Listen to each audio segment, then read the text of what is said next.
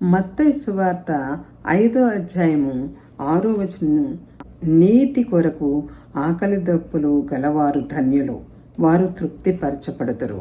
ఈ వాక్య భాగంలో నీతి నిజాయితీ అనేది బైబిల్లో కనిపించే గొప్ప మాట. దేవుడు పరిపూర్ణ న్యాయవంతుడు. ఆయన రాజ్యం, ఆయన ఉద్దేశాలు, ఆశయాలు, చర్యలు, మనుషులతో వ్యవహరించే తీరు 100కి 100 పాళ్ళు నీతి నిజాయితీ కలవి, న్యాయమైనవి.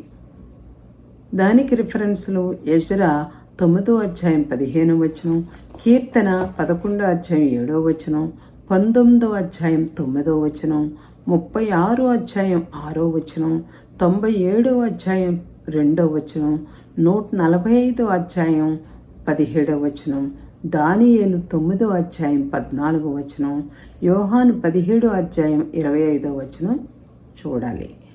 ఆయన రాజ్యంలో పరలోకములో ఉండగోరిన వారు నీతి న్యాయాలు కలవారై ఉండాలని ఆయన ఉద్దేశ నియమం. సుఖాల కోసం, ధనం కోసం, ఆధ్యాత్మిక అనుభవాల కోసమైనా సరే ఆకలి దప్పులు గలవారు ధన్యులు అని చెప్పటం లేదు. కానీ అన్నిటికంటే ముఖ్యంగా అవసరమైనవి నీతి న్యాయాలు. మనుషులు వీటి కోసమే వెతకాలి. క్రీస్తులో నమ్మకం పెట్టడం ద్వారా దేవుని పిల్లలైన వారు దేవుడిచ్చే నీతి న్యాయాలను కోరుకుంటారు.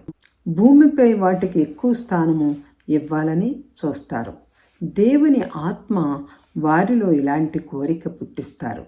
నీతి నిజాయితీ కోసం ఏమీ ఆకలి తప్పులు లేని వారు ఆత్మ సంబంధంగా చనిపోయిన వారు.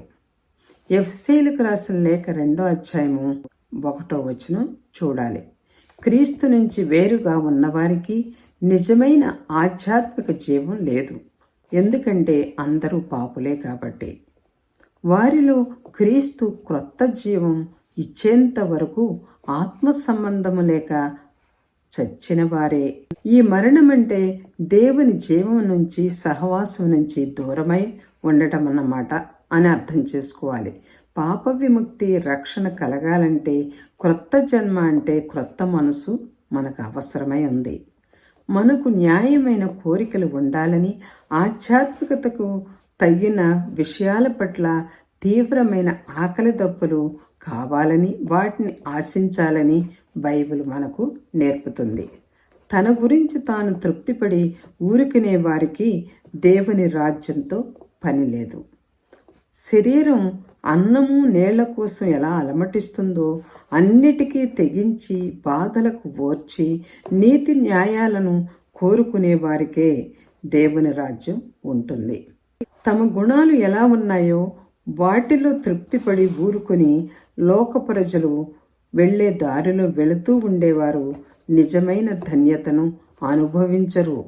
ఏమిటో కూడా వారికి తెలియదు. నీతి నిజాయితీ కోసం ఆకలి దప్పులు గల మనిషికి దేవుడు తన వాక్యాన్ని ఇచ్చారు.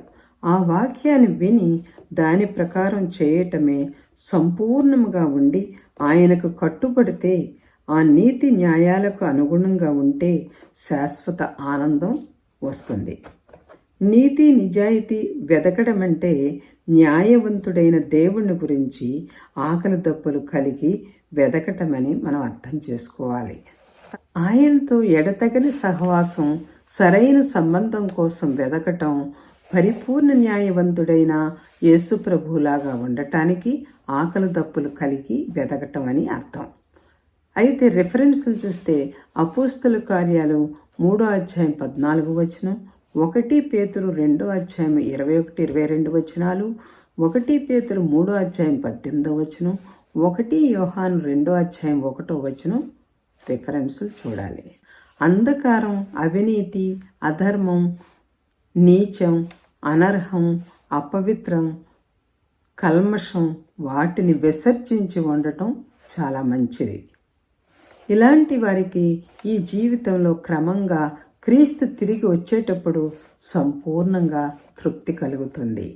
మత్తయి సువార్త 5వ అధ్యాయము 7వ వచనం చూస్తే, కనికరము కలవారు ధన్యులు, వారు కనికరము పొందుదురు. ఈ వాక్య భాగములో ఇతరుల పట్ల కరుణ చూపాము కనుక దేవుడు మన పట్ల కరుణ చూపి మనల్ని రక్షించి తన రాజ్యంలోకి చేరుస్తాడని అనుకోకూడదు. పశ్చాత్తాపపడి క్రీస్తులో నమ్మకం ఉంచటం మూలానే రక్షణ, పాప విముక్తి కలుగుతుంది. దీనికి రిఫరెన్స్లు యోహాను 3:16 అపోస్తుల కార్యాలు 16:31 ఎఫెసీయులకు రాసిన లేఖ 2:8-9 తీతు 3:3-6 రెఫరెన్సులు చూడాలి. అయితే దేవుని కరుణ వల్ల రక్షణ, పాప విముక్తి అనుభవించిన వారు ఇతరుల పట్ల కరుణ చూపాలి. అలాంటి వారిపై దేవుని కరుణ ఉంటుంది. వారు కరుణను అనుభవించి తన రాజ్యంలోకి ప్రవేశించిన తరువాత తమ సాటి వారిపై దయ చూపితే దేవుడు తమ పట్ల దయ చూపుతారు. దేవుడు మనుషులను పాపం నుంచి విడిపించి రక్షించినప్పుడు వారిపై ఆయన చిత్త ప్రకారం మలుస్తూ ఉంటారు. మనం కరుణ గలవారిగా ఉంటే ఆయన రాజ్యంలోకి మనలను చేర్చరు. కానీ కరుణ చూపడం అంటే అవసరంలో ఉన్న వారికి సహాయకరమైన దయగల పనులు మనము చేయాలి. మనల్ని బాధ పెట్టిన వారిని క్షమించి వారికి మేలు చేయాలి, క్రీస్తు ప్రభువులాగా. మత్తయి సువార్త 5:8 హృదయ శుద్ధి గలవారు ధన్యులు, వారు దేవుని చూచెదరు. పాపంతో ఉన్నవారు దేవునిని చూడలేరు. అందుకు క్రీస్తు ప్రభువు మాలో ఉన్న పాపాలు అంటే అపరాధాలను క్షమించమని ప్రార్థన చెయ్యాలని తన శిష్యులందరికీ నేర్పించారు. శుద్ధ హృదయం అంటే కల్మషం, దోషము లేకుండా ఉండే హృదయమని, నింద లేకుండా, యథార్థంగా, కపటము లేకుండా, ముక్కుసూటిగా ఉద్దేశాలు, తలంపులు ఉండి దేవుని పట్ల భయభక్తులు కలిగి, రెండు మనస్సులు లేకుండా మోసము లేని హృదయం. అంటే దేవుని నీతి న్యాయాలపైన మనసు లగ్నం చేయాలని. పరిశుద్ధ హృదయం కలిగి, నిజ దైవ దర్శనం కలిగి, పశ్చాత్తాపంతో క్రీస్తుపై నమ్మకముంచినప్పుడు పాపుల కోసం క్రీస్తు తానే బలి అయినందువల్ల వారి అంతరంగాన్ని శుద్ధి చేశారు. దేవుడు తప్పు అని తెలియచేసిన దానిని విడిచిపెట్టిన విశ్వాసులకు ఆధ్యాత్మిక జ్ఞాన వెలుగును తమ ఆత్మ నేత్రాలతో చూస్తారు. చివరికి వారు క్రీస్తును ఆయన ఆత్మ ద్వారా దివ్య మహిమా ప్రకాశంతో చూడగలుగుతారు. రెఫరెన్స్లు ఏంటంటే 1 యోహాను 3:1-3 1 కొరింథీ 13:12 ప్రకటన గ్రంథం 22:3 రెఫరెన్సులు చూడాలి. 1 యోహాను 3:1-3 ప్రతి ఒక్కరూ దేవుని సంతానం కాదు, యేసు ప్రభువును స్వీకరించి దేవుని ఆత్మ మూలంగా తిరిగి పుట్టిన వారే దేవుని సంతానం. మనలాంటి పాపులు నరకానికి తప్ప మరి దేనికి అర్హులం కాదు. మన లాంటి పాపులను తన పిల్లలుగా మార్చటం ఆయనకు మనపై ఉన్న అమిత ప్రేమ కారణంగానే.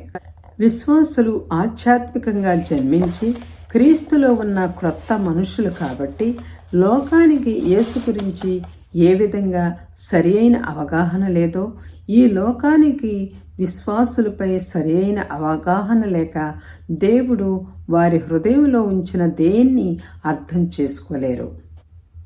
విశ్వాసులైన వారికి యేసులా మారాలన్న గమ్యం కలిగి ఉండి క్రీస్తును ముఖాముఖిగా చూసినప్పుడు శాశ్వతంగా ఆయన పోలికలోనికి మారుతారు. విశ్వాసులు ఎదురు చూస్తూ ఏ మచ్చ, ఎలాంటి కళంకము లేకుండా పరిశుద్ధులుగా, దోషరహితులుగా, న్యాయవంతులుగా, పవిత్రులుగా ఉండే స్థితి కోసం క్రీస్తు వచ్చినప్పుడు ఆయనలాగా ఉండాలనుకునేవారు దానికోసం ఆశ కలిగి ఆయన పోలికలోకి మారిన వారు ఆయనలో నడుచుకుని పవిత్రపరుచుకుంటారు. మత్తయి సువార్త 5:9 సమాధానపరచువారు ధన్యులు, వారు దేవుని కుమారులు అనబడుదురు. ఈ వాక్య భాగంలో సమాధానం చేకూర్చువారు అంటే దేవుని విధానంలో శాంతిని కోరి దానికి పాటుపడటం.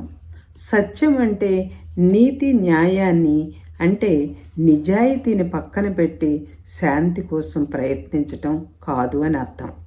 చెడుతనంతో రాజీ పడటం కాదు. నిజమైన శాంతి, సమాధానం నీతి న్యాయాలపై ఆధారపడి ఉండటం.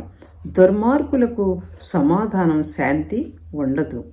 వ్యక్తుల మధ్య, కుటుంబాల మధ్య, దేశాల మధ్య పోరాటాలు, కక్షలు, సంఘర్షణలు, యుద్ధాలు పాపం వలననే జరుగుతున్నాయి. మనుషులను వారి పాప స్వభావ దాస్యం నుంచి విడిపించేది దేవుని సమాధానం కలిగి ఉండటం. మనుషులను వారి పాప స్వభావ దాస్యం నుంచి విడిపించేది దేవుని సమాధానము కలిగి ఉండటం. మనుష్యులకు దేవుని సత్యాన్ని నేర్పటం, దేవునితో సఖ్యపడటం ఎలాగో చూపించటం వల్లనే సమాధానం చేకూరుస్తుంది. దేవునితో సమాధానం, హృదయంలో దేవుని శాంతి ఉంటే ఇతరులతో సమాధానం ఉంటుంది. శాంతి సమాధానాలు లేకపోవటానికి నిజమైన కారణం పాపం. దానికి విడుదల క్రీస్తును గురించిన శుభవార్తేనని మనమందరం గ్రహించాలి. సమాధానం చేకూర్చాలనుకునే వారికి ఇంతకుముందు చెప్పిన ధన్యతలోని లక్షణాలన్నీ మనమందరం కలిగి ఉండాలి. ఈ ధన్యతలోని లక్షణాలు సత్యం, న్యాయం, నమ్మకం కోసం గట్టిగా నిలబడతారు.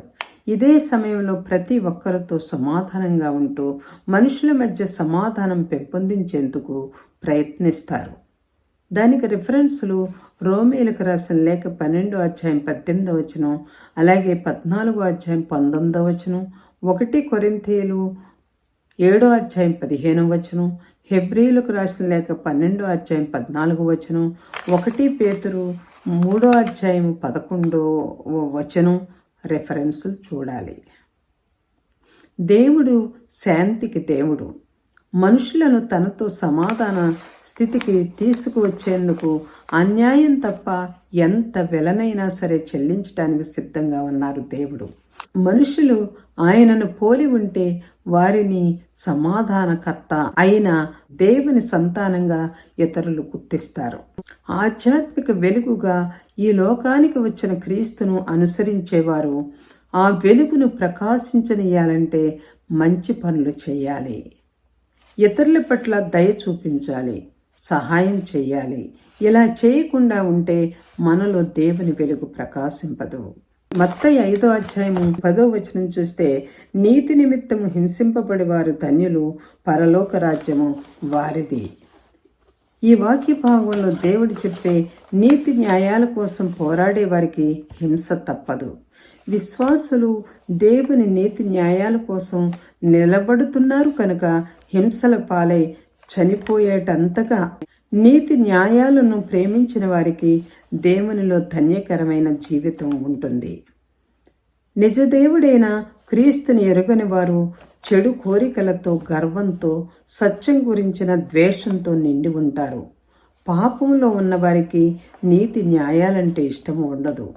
వారు న్యాయవంతుడైన దేవుడు చెప్పే నీతి న్యాయాలు ఇష్టం లేక ఎదురిస్తారు. దానికోసం నిలబడే వారితో పోరాడుతారు. న్యాయవంతుడైన దేవుని కుమారుని హింసించి చంపారు. అలాగే యేసు శిష్యులు దేవుని నీతి న్యాయాలు కలిగి ఉండే సమాధానం చేకూర్చేవారు కనుక మనుషులు వారిని తిరస్కరించి కొరడాలతో, రాళ్లతో కొట్టి చెరసాల పాలు చేసి చంపారు. అయినప్పటికీ ఈ లోకంలో ధన్యులు వారే. పరలోక రాజ్యం వారిదే. వారి బాధలు, కష్టాలు కొద్ది కాలమే ఉండేవి. వారి ధన్యస్థితి శాశ్వతంగా ఉంటుంది. 5:11 చూస్తే, నా నిమిత్తము జనులు మిమ్మల్ని నిందించి, హింసించి, మీ మీద అబద్ధముగా చెడ్డ మాటలెల్లా పలుకున్నప్పుడు మీరు ధన్యులు. 5:11 చూస్తే, నీతి న్యాయాల కోసం హింసకు గురి కావడం అంటే తన కోసం హింస పొందటమేనని యేసు తెలియచేస్తున్నారు. నీతి న్యాయాలు కలవారిని మనుషులు వారిపై అబద్ధాలు, అపనిందలు వేయటం, దుర్మార్గులు అసహించుకునే వ్యక్తులుగా ఉండగలగటం కూడా ఓ ధన్యతలోని భాగమే. మత్తయి 5:12 సంతోషించి ఆనందించుడి, పరలోకమందు మీ ఫలము అధికమగును. నీతి నిజాయితీ కోసం, క్రీస్తు కోసం హింసకు గురి కావటం వారి మేలు కోసమే. దానిలో ఆనందించే స్థితి వస్తుంది. దేవుడు తన సేవకులకు ప్రతిఫలమిస్తాడు అన్న సత్యం క్రొత్త ఒడంబడికలో తరచూ కనిపిస్తూనే ఉంటుంది. బాధల్లో ఆనందించటం క్రీస్తు రాయబారుల లక్షణం అని గుర్తుంచుకోవాలి.